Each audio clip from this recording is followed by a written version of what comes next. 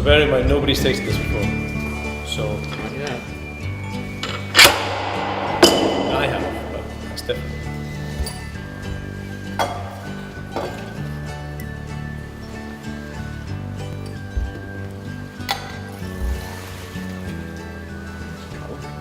Now, my name is on every single one of these tins or bottles that we produce. So for me, I have to understand and know everything about this barley to make sure it's as good as it can possibly be.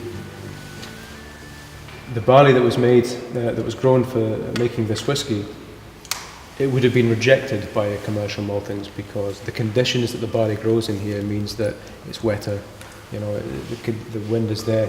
The conditions mean that the barley isn't the same malting quality, isn't the same efficiency as maybe something that's grown on the east coast of Scotland where it's better conditions for growing more viable barley. But what we get with a lower yield, or what we get with a different type of barley, is a different type of flavour. And we see that particularly, you know, this year and last year. Last year was the wettest harvest in Scotland since 1985. This year, it's been incredibly dry. This year it's been loads of sunshine, so the barley is looking fantastic. So if we distill these two vintages, one that has been incredibly wet, poor harvest, one that is incredibly good, we will get a completely different product from the field. But that for us is a much more interesting thing rather than seeing it as a problem and trying to compensate for it by using barley from, some distilleries maybe will bring barley in from England. It is only 7 years old, it's literally just turned 7. It's very, very young whiskey. But that's a good thing for us because our distillation is slow, we take care of our barley, you know, we preserve those flavours of the barley go through the distillation. But if we bottle our whiskey young, the flavour in that spirit will come predominantly from the spirit and less from the wood. The longer you leave the spirit in the cask, of course, the more influence the wood has. By bottling younger, we get less influence from the wood, we get more influence of the barley in there, so we would rather bottle our whiskey young. And that's okay. Bottling whiskey is a really interesting thing. If you make your whiskey very well at the beginning, if your spirit is very, very good. I don't know if you have to maybe turn off the camera here because I'm going to tell you the secret of making whiskey, okay? Keep it on. Making whiskey is a very complicated business, but you can make it very, very simple.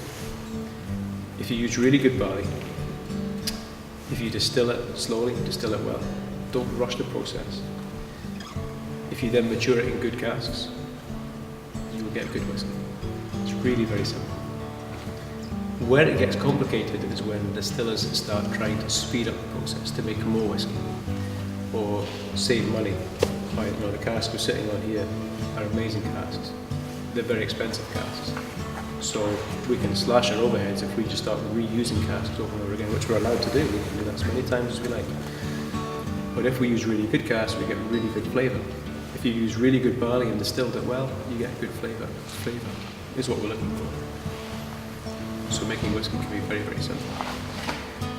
So for me, a whiskey like this, as we give it a bit of movement in the glass, it's very young, it's very strong, but you can see the influence of the barley, you can see the influence of the oil.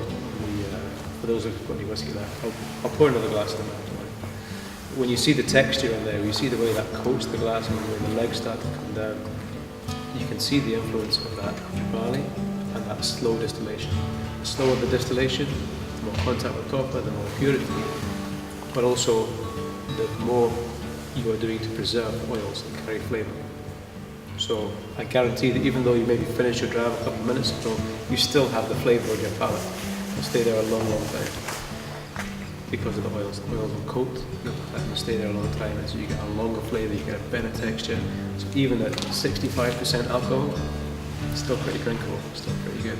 No burn, it's been well distilled. So making whiskey is very, very simple.